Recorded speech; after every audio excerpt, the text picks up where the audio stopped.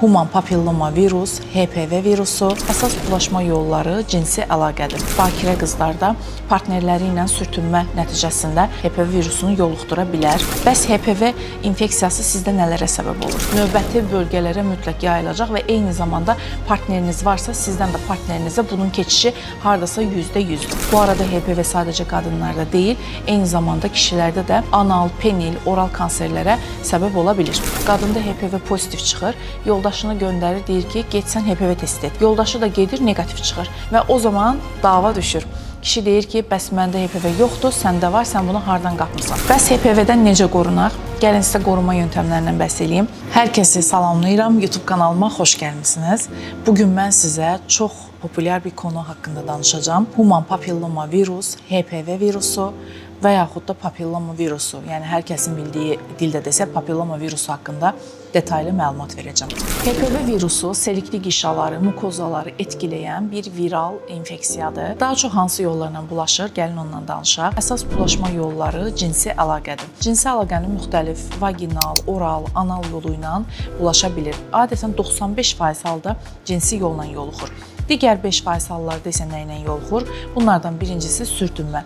Özəlliklə qız uşaqlarında sürtünmə, yəni vaginal açıqlıq olmadığı üçün qızıq zarı olduğuna görə sürtünmə yöntəmi ilə bəzən HPV yoluxa bilirlər partnerlərindən. Digər yoluxma yöntəmləri çox nadir də olsa, toxunma, ortaq əşyaların istifadəsi və yaxud da yaxşı sterilizasiya edilməmiş yüzeylərdən bulaşan infeksiyalar aiddir. Yəni qısaca desək 95% halla cinsi yolla yoluxur. Məsələn, mənim pasiyentlərim müraciət eləyəndə onlara HPV-nin başqa yolla bulaşdığını iddia etdiklərində mən onlara bunun dediyim kimi 95% halla cinsi yolla yoluxduğunu onlara izah edirəm və başa salıram ki, bu bir virusdur. Virus cansız yüzeylərdə yaşaya bilmir, cansız səthlərdə tutuna bilmir. Ona görə də onun yaşaması üçün canlı orqanizma lazımdır.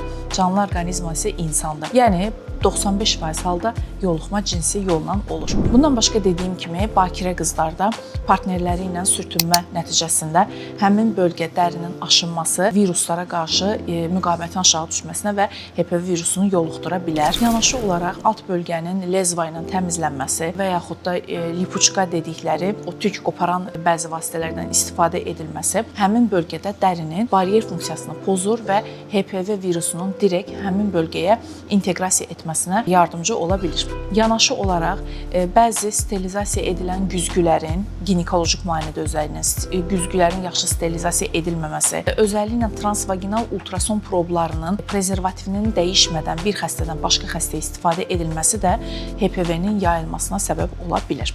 Bəs HPV infeksiyası sizdə nələrə səbəb olur? Səbəb olduğu ən önəmli şeylərdən biri genital siyillərin yaranması. Siyil dediyimiz, siz kandilom deyirsiniz, biz ona siyil deyirik. Kandilomlar və yaxud da papillomlar və yaxud da siyillərin özəlliklə dış genital bölgədə yayılması. Bədəninizdə olan hər siyil bizə aid olan siyillər deyil. Çünki HPV-nin 200-dən çox çeşidi var. Bizim genital bölgə, bizim sahəmiz, yəni ginekologların sahəsi sayıldığına görə aşağı bölgənin siyilləri ilə bizlər məşğul oluruq. Və aşağı bölgədə siyil yaradan çeşidlər adətən HPV 6 və 11 çeşidlərdir. Bunlar aşağı riskli çeşid sayılırlar. Yəni bunlar HPV ümumiyyətlə risklərinə görə də bölünür. Bəzi yayınlarda deyilir ki, HPV yüksək riskli və aşağı riskli olur. Bəzi yayınlarda deyilir ki, HPV yüksək riskli, orta riskli və aşağı riskli kateqoriyaya qəbul edilir. Biz HPV-ni yüksək və aşağı riskli olaraq qəbul edirik. Bəzi çeşidlər, məsələn, siyil yaradan, kandilom yaradan çeşidlər aşağı riskli HPV çeşidləri, yəni zərərsiz HPV çeşidləri sayılır. Amma bunu da unutmayaq. Məsələn, alt bölgədə siyil və kandilom yaradıbsa, bu zərərsizdir deyib, bunu müalicədən kənar buraxmaq olmaz. Yəni, məsələn, sizdə siyil yaranıbsa, həmin o siyili yayılmadan həmin bölgədən yox etməniz lazım. Çünki 6 və 11 əslində kanserogen olmasa belə çox yayılmağa müsait tiplərdir. Yəni, siz alt bölgənizdə olan bir siyili və yaxud kandilom və yaxud papillomu yandırmasanız, növbəti bölgələrə mütləq yayılacaq və eyni zamanda partneriniz varsa, sizdən də partnerinizə bunun keçişi hardasa %100'dür. HPV-nin bir də zərərli çeşidləri var, hansı ki bunlar təhlükəli, yüksək riskli çeşid sayılır. Bunlar onkogen virus viruslardır. Yəni ki, kanserə səbəb ola biləcək HPV çeşidləridir. Məsələn, xəstələr HPV-ni yoluxur, sonrasında deyirlər ki, doktor, mən kansermi olacam, mən xərçəngmi olacam?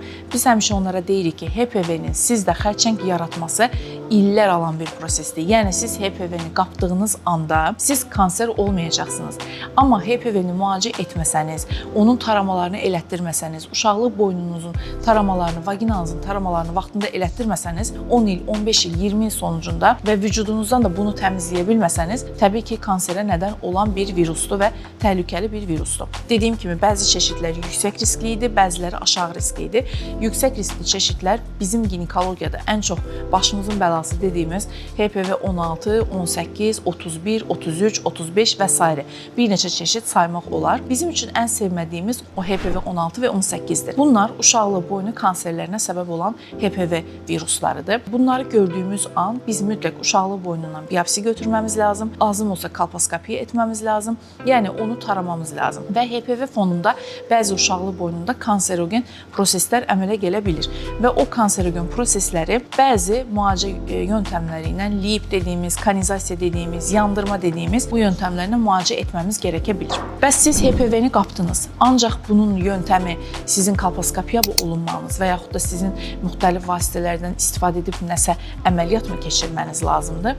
Xeyr, HPV hər zaman ağırlaşmış variantlara gəlib çıxmır. Mən sizə burada çox qızıl cümlələr deyəcəm və bunları yadınızda saxlayın.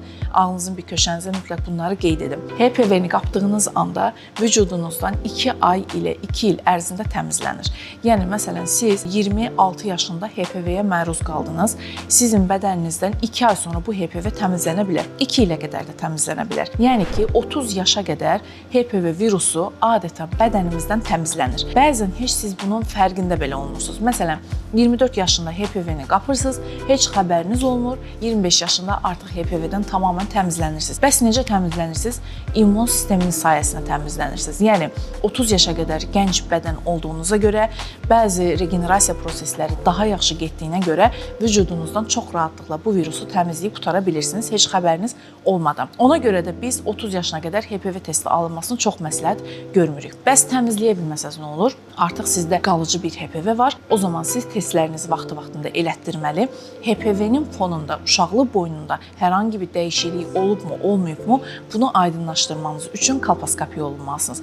Məsələn, doktora getdiniz, doktor 31 yaşındasınız və ya 30 yaşın üstündəsiniz. Doktor sizə HPV testi elətdirdi və HPV testinizin yüksək riskli çeşidi, məsələn, HPV 18 pozitiv gəldi. Siz birbaşa olaraq kolposkopiya elətdirməlisiniz. Kolposkopiya böyütəçli bir sistemlə uşaqlıq boynuna baxılır, mikroskopik bir yöntəmlə. Uşaqlıq boynundan lazım gəlsə biopsiya götürülür və bu biopsiya nəticəsində sizdə olan HPV 18 sizin uşaqlıq boynunuza zərər veribmi, verməyibmi, bunu aydınlaşdırırsınız. Yəni, əslində çox sadə bir prosesdir. Əgər uşaqlıq boynunuza zərər veribsə, yəni uşaqlıq boynunuzda bəzi kanser öncəsi bir proses artıq əmələ gəlibsə, həmin bölgə kəsilib götürülür və siz beləliklə HPV-nin eyni zamanda da kanserdən qurtulmuş olursunuz və kanser öncəsi bir lezyonun müalicəsini eləmiş olursunuz. HPV ümumiyyətlə onkogen bir virusdur dedik.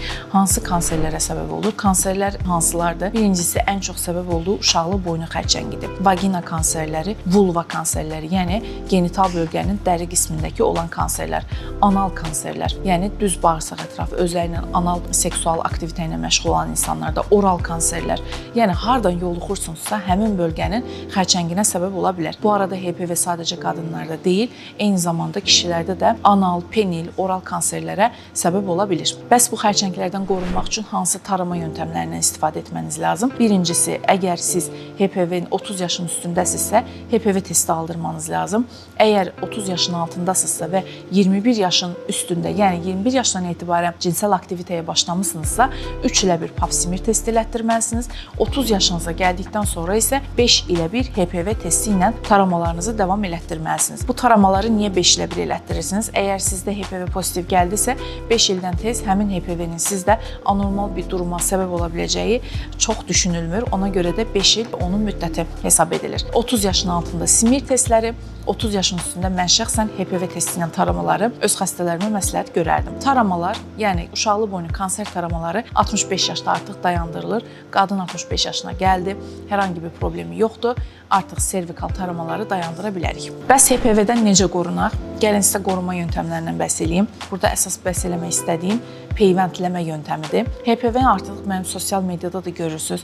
Hər kəs də paylaşır və Azərbaycanda bunun təbliğatı ilə məşğul olan ilk uzmanlardan biriləri bizim belə deyim nəslimizdir. HPV peyvəndi artıq dünyada çox geniş tətbiq edilir. HPV-nin öncələri Cervarix deyilən bir peyvəndi var idi. Hal-hazırda 3 dənə peyvənd bilirik biz HPV-yə qarşı. Bunlardan birincisi Cervarix, ikincisi Gardasil 4, üçüncüsü isə Gardasil 9. Cervarix sadəcə 16-18, yəni serviks kanseri yaratan HPV çeşidlərinə qarşı qoruyuculuq sağlayırdı. Artıq onun istehsalı varmı, tam əmin deyiləm. Biz heç praktikamda mən ümumiyyətlə Cervarix görməmişəm. Biz adətən Gardasil ilə peyvəndləmə eləmişik. İkinci bəhs edəcəyim peyvənd Gardasil 4. Gardasil 4 ən yayğın çeşidinə qarşı qoruyuculuq sağlayan bir peyvənddir.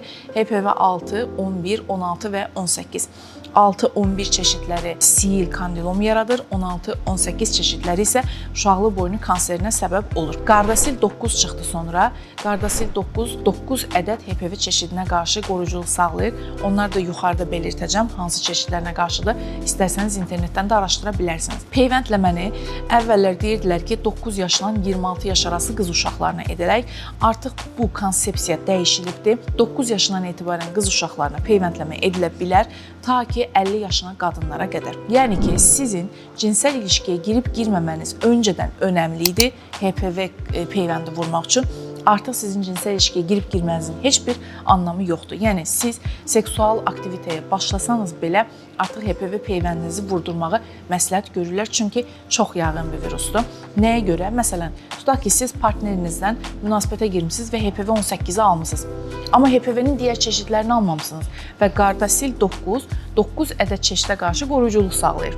Ona görə də sizin münasibətə girib HPV 18-ini aldım, artıq mən HPV 18-liyəm, mənim peyvəndləməmin gecikdi, mən o qatarı qaçırdım deyə bir cümlə kesinliklə yoxdur. Sizdə HPV 18 ola bilər, amma sizdə HPV 33 yoxdur, sizdə HPV 45 yoxdur. Ona görə də siz mütləq peyvəndinizi vurdurmalısınız ki, ən azından digər çeşidlərinə qarşı qoruyuculuq sağlasın. HPV peyvəndini doğum edən hamilə qadınlara vurula bilərmi? Mən adətən məsləhət görürəm, doğumdan öncə, hamiləlik planlamadan öncə peyvəndinizi vurdurun, sonra hamiləliyə girə bilərsiniz. Hamiləlikdə peyvənd məsləhət görülmür. Düzdür, bununla əlaqədar bir çalışma yoxdur. Ziyanı varmı, yoxmu bilmirik.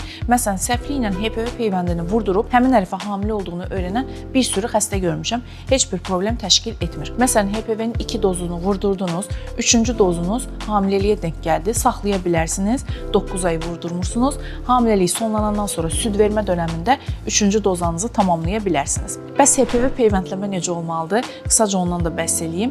HPV peyvəndini toplam həyatınız boyu 3 doza vurdurursunuz. Deməli, dozanı vurdurdunuz, 1 ay və yaxud 2 ay sonra ikinci dozanı vurdurursunuz, 3-cü dozanı isə 1-ci dozadan tam 6 ay sonra vurdurursunuz. Yəni, özət olaraq desək, 1, 2 və 6-cı aylar və yaxud da bəziləri deyir 0, 2 və 6-cı aylarda vurdurursunuz. Həyatınız boyu 3 doza sizə yetərli olacaqdır. Məsələn, peyvəndləməni necə eləyək? Bu Gardasil 4 çıxdığı dönəmlərdə bəzi xəstələr 4-ü vurdular, sonra 4-ü tapa bilmədilər, 9 vurdular. Əgər siz ilk dozanızı Gardasil 4 vurmusunuzsa, ikinci və üçüncü dozanızı Gardasil 9 vura bilərsiniz. Əgər siz ilk və ikinci dozanızı Gardasil 4 vurmusunuzsa, yenə üçüncü dozanızı Gardasil 9 şəklində vura bilərsiniz. Əgər siz 3 dozanızın 3-ünü də Cervarix və ya Gardasil 4 ilə elətdirmisinizsə, bir doza Gardasil 9 vurdurmanız hər hangi bir dönəmdə yetərli olacaq. Yəni 3 doza Gardasil 4 vurdunuz, sizin vaxtınızda Gardasil 9 yox idi, artıq Gardasil 9 çıxıbdı.